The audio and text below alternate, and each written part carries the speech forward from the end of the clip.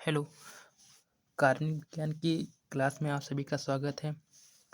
मेरी last class कुछ कारणों से कट गई थी, फ़ोन में प्रॉब्लम होने के कारण, तो मैं उसी के आगे से फिर से शुरू करता हूँ। मैं याद दिलाना चाहता हूँ कि हमने लास्ट क्लास में पढ़ा कि कार्बनिक यौगिक क्या होते हैं, उसके बाद हमने पढ़ा कि इनके गुण क्या होते हैं। अब हम पढ़ रहे थे कि कार्बनिक यौगिक जो बना होता है वो बना होता है कार्बन से। तो कार्बन तत्व के बारे में हम कुछ जानकारी, बेसिक जानकारी पढ़ने की कोशिश कर रहे थे, समझने की कोशिश कर रहे थे। तो मैंने ये बताया था कि जो कार्बन होता है उसका परमाणु क्रमांक 6 होता है और परमाणु भार 12 होता है। उसके बाद हम पढ़ रहे थे कि कार्बन का परमाणु क्रमांक क्या होता है और परमाणु भार क्या होता है। तो हमने पढ़ा कि परमाणु क्रमांक होता है जो कार्बन में उपस्थित प्रोटॉनों की संख्या है, वही होता है उसका परमाणु क्रमांक। और एक फार्मूला हमने शायद पढ़ा होगा हाई स्कूल क्लास में, A=Z+N। ठीक। और यहाँ पे जो जेड है वो है आपका 1 मिनट, यहाँ पर एक है आपका परमाणु भार, सॉरी, ये है आपका परमाणु भार, जेड है आपका परमाणु क्रमांक। इससे क्या पता चलता है, जो परमाणु भार होता है, परमाणु क्रमांक में न्यूट्रॉन, एन क्या है आपका, न्यूट्रॉनों की संख्या। न्यूट्रॉनों की संख्या अगर जोड़ दें, मैं ज़रा साफ लिख नहीं पा रहा हूँ, तो अगर परमाणु भार में परमाणु क्रमांक और न्यूट्रॉनों की संख्या जोड़ दें, परमाणु क्रमांक हमने देखा था क्या किसके बराबर होता है, प्रोटॉनों की संख्या। या कह सकते हैं हम, जो परमाणु भार को निकालना है तो प्रोटॉनों की संख्या और न्यूट्रॉनों की संख्या जोड़ दें तो वो किसी परमाणु का परमाणु भार निकल आता है। ठीक। तो इससे क्या स्पष्ट हुआ, इससे ये स्पष्ट हुआ जो कार्बन है उसका परमाणु क्रमांक 6 होता है, परमाणु भार 12 होता है। ठीक। इसमें बेसिक चीज़ है। अब एक चीज़ होती है, इसको कहते हैं संयोजकता। बहुत सरल चीज़ है, समझ सकते हैं यहाँ पे। अब संयोजकता क्या होती है?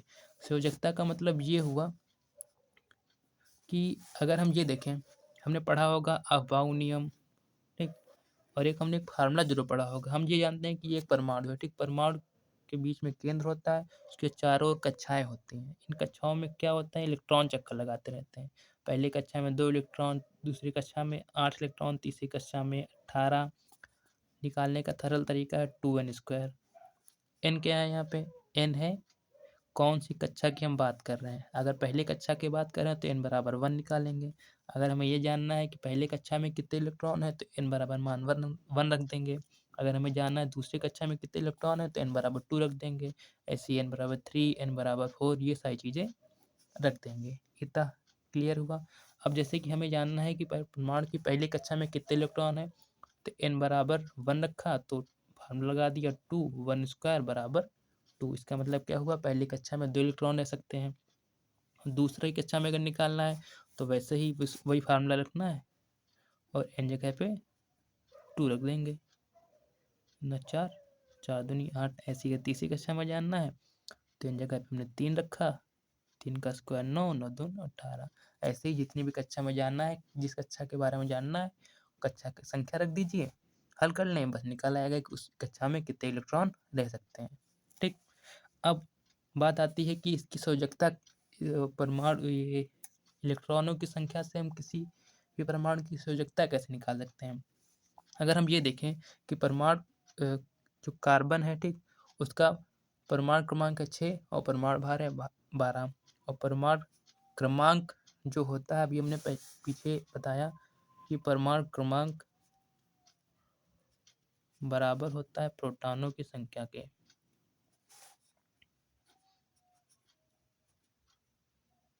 और ये बराबर होता है किसके, इलेक्ट्रॉनों की संख्या के भी। परमाणु क्रमांक प्रोटॉनों की संख्या और इलेक्ट्रॉनों की संख्या दोनों के बराबर होता है। तो अगर हम किसी भी परमाणु का परमाणु क्रमांक निकाल लें तो हमें अगर ये पता चल जाए प्रोटॉनों की संख्या क्या है या फिर ये पता चल जाए इलेक्ट्रॉनों की संख्या कितनी है, तो वो हो जाएगा उसका परमाणु क्रमांक। तो फिर ये जो परमाणु क्रमांक है ये क्या हुआ, ये परमाणु क्रमांक हुआ किसी परमाणु में इलेक्ट्रॉनों की संख्या। और मैंने ये बताया अभी, जो परमाणु होता है उसके चारों इलेक्ट्रॉन चक्कर लगाते हैं। ठीक।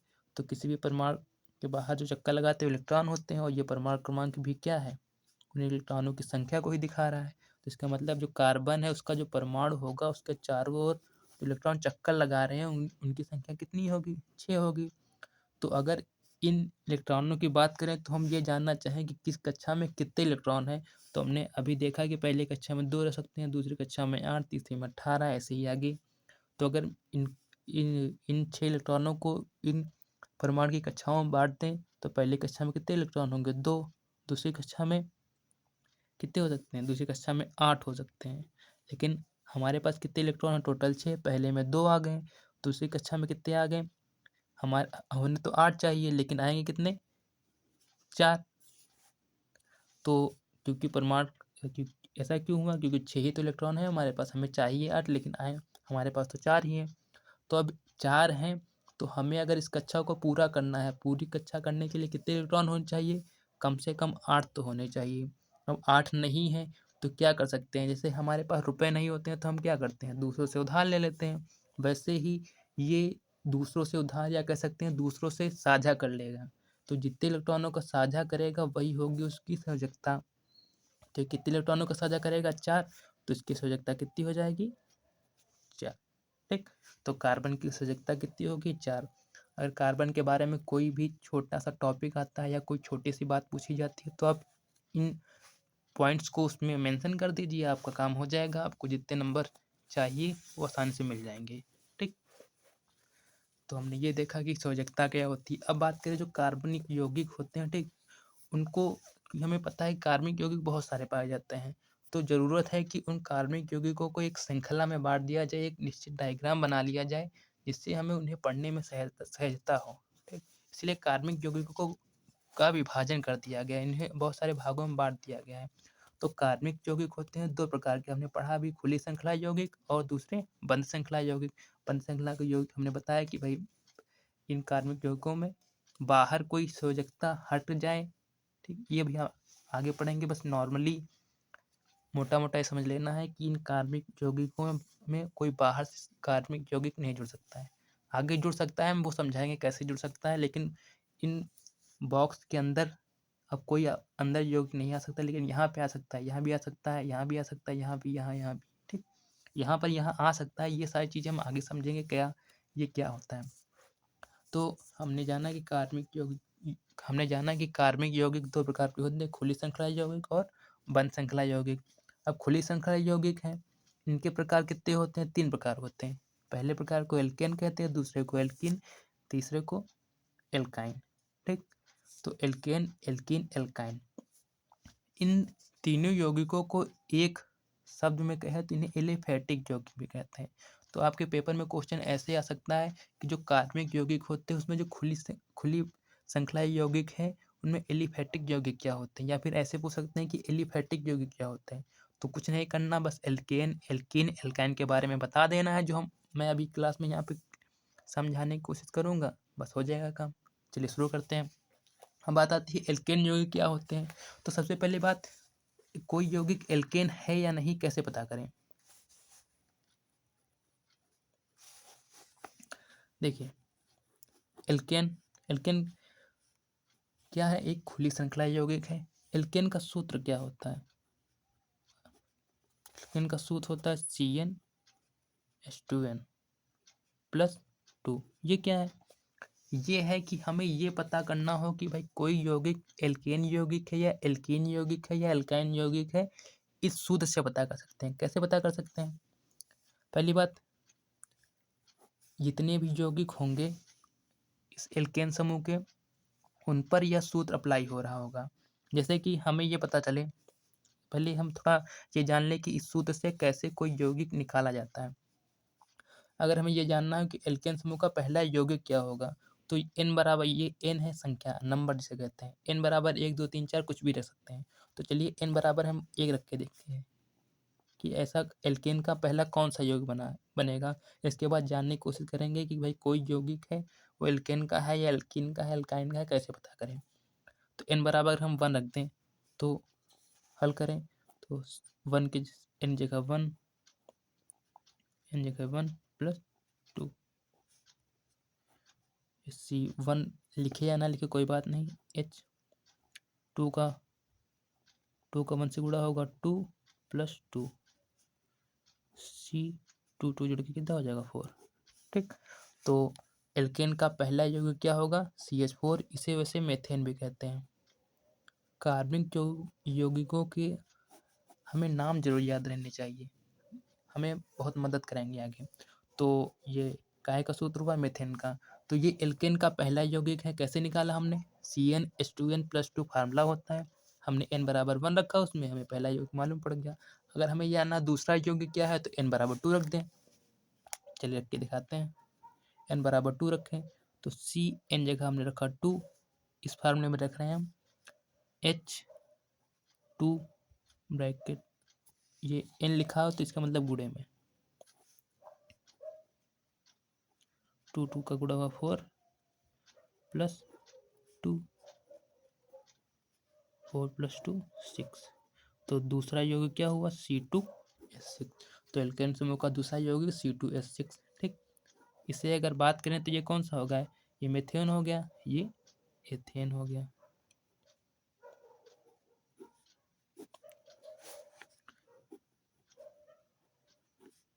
एथेन या फिर हिंदी में एथेन। क्लियर, ओके, चलिए आगे बढ़ते हैं। तो हमने पहली बात पढ़ी कि जो खुली श्रृंखला यौगिक होते हैं उनका जो पहला समूह है उसके 3 भाग होते हैं, या फिर इसके 3 प्रकार के यौगिक पाए जाते हैं। एल्केन समूह, तीन समूह के यौगिक पाए जाते हैं, एल्केन समूह, एल्काइन समूह और एल्काइन समूह। एल्केन समूह के बारे में हमने पढ़ा, इसका फार्मूला होता है CnH2n+2, इसका पहला यौगिक होता है CH4, इसे कहते हैं मेथेन। अब एक और चीज़ देख लेनी है, जो एल्केन समूह के यौगिक होते हैं उनमें जो कार्बन कार्बन के बीच बॉन्ड होता है, ठीक, ये जो होता है इसे बॉन्ड कहा जाता है, ये सिंगल बॉन्ड होता है, ये ध्यान रखना है। ठीक, तो कार्बन कार्बन के बीच सिंगल बॉन्ड होता है, इसे सिग्मा बॉन्ड भी कहते हैं। सिग्मा बॉन्ड क्या होता है अभी आगे पढ़ेंगे। तो एल्केन समूह के यौगिक होते हैं उनके बीच जो बॉन्ड पाया जाता है उसे सिग्मा बॉन्ड कहते हैं। ठीक, अब अगला समूह है खुली श्रृंखला यौगिक का एल्कीन समूह। एल्कीन समूह क्या होता है, एल्कीन समूह का सूत्र, एल्कीन समूह खुली श्रृंखला यौगिकों का दूसरा समूह है, पहला समूह है एल्केन समूह, इसमें बहुत सारे यौगिक आते होंगे। इसी प्रकार दूसरा समूह बनाया गया जिसे कहते हैं एल्कीन समूह। मैं यहाँ पे केवल एल्कीन लिख रहा हूँ, इसका सूत्र होता है CnH2n, CnH2n। ठीक, तो एल्कीन का सूत्र हुआ CnH2n। अब हमें इसका पहला यौगिक अगर निकालना है तो एक चीज़ हमें ध्यान रखनी है, जो एल्कीन होता है, ठीक, इसमें जो कार्बन कार्बन के बीच होता है डबल बॉन्ड पाया जाता है। ठीक, तो कार्बन कार्बन के बीच डबल बॉन्ड पाया जाता है, इसलिए अगर हमें इसका पहला यौगिक निकालना है तो हम n बराबर 1 ना रखकर 2 से रखना शुरू करेंगे। 1 हम नहीं रखेंगे, n का मान कितना रखेंगे 2 रखेंगे। हमें एल्कीन का अगर पहला यौगिक निकालना है तो यहाँ पे n बराबर 2 का गुणा होगा C2H4। समझ गए, तो एल्कीन समूह का पहला यौगिक C2H4, निकालने का फार्मूला CnH2n।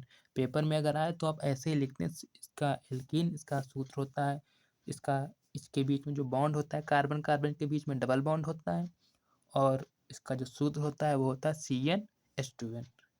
और हमने यहाँ पे n बराबर 1 नहीं रखा क्योंकि इसके बीच कार्बन कार्बन के बीच में डबल बॉन्ड पाया जाता है इसलिए, और हमने n का मान रख दिया 2H2n, CH2H4 हमारा पहला यौगिक निकाला है। अब इसी प्रकार अगला समूह है एल्काइन समूह, ये कार्बन की खुली श्रृंखला का तीसरा समूह है, इसे एल्काइन समूह कहते हैं। इसका फार्मूला होता है CnH2n-2। ओके, चलिए शुरू करते हैं। देखिए,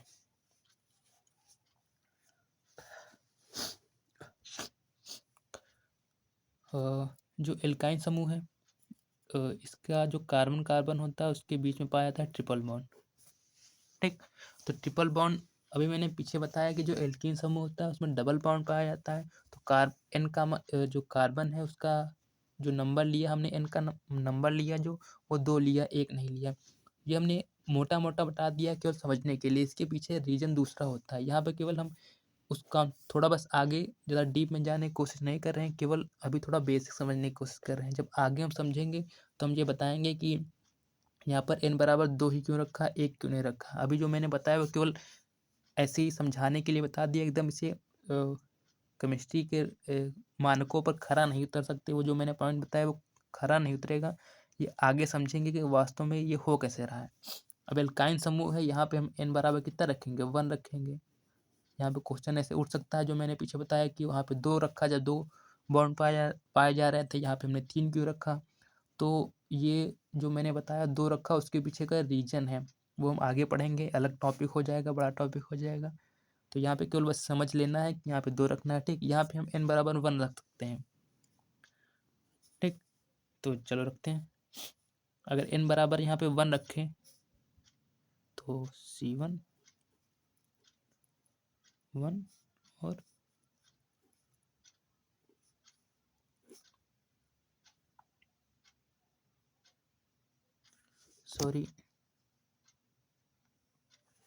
सॉरी जो अभी मैंने बोला कि CnH2n -2, यहाँ पर n बराबर 1 नहीं रखेंगे। क्यों नहीं रखेंगे, अभी इसको हम आगे क्लियर करेंगे। जो मैंने अभी बोला, यहाँ पर भी हम n बराबर कितना मान रखेंगे, 2 रखेंगे। ये सारी चीज़ें अभी आगे क्लियर होंगी। यहाँ पर मैं रात में वीडियो बना रहा हूँ, थोड़ा मुझे प्रॉब्लम हो रही है। तो n बराबर कितना रखेंगे, 2 रखेंगे। तो C2 2 का गुणा हुआ तो 4, C2 4 - 2 बराबर 2। तो एल्काइन समूह का पहला यौगिक होगा आपका C2H2, जिसे हम आगे पढ़ेंगे। तो आज की क्लास में यही रोक रहा हूँ कि क्लास बड़ी हो जाएगी तो आगे प्रॉब्लम होगी। तो आगे हम पढ़ेंगे कि जो कार्बन की बंध श्रृंखला यौगिक हैं, यहाँ पे आप डायग्राम देख रहे होंगे, तो इनके बारे में पढ़ेंगे। इनके बारे में थोड़ी थोड़ी जानकारी, मोटी जानकारी ले लेंगे। उसके बाद हमें इनके बारे में आगे विस्तार से पढ़ना है। तो आज के लिए इतना ही। अगर वीडियो अच्छा लगे तो लाइक करना, शेयर करना और कमेंट करना ना भूलें। और मुझे उम्मीद, अगर आपका कोई क्वेश्चन है तो आप कमेंट बॉक्स में पूछ सकते हैं। धन्यवाद।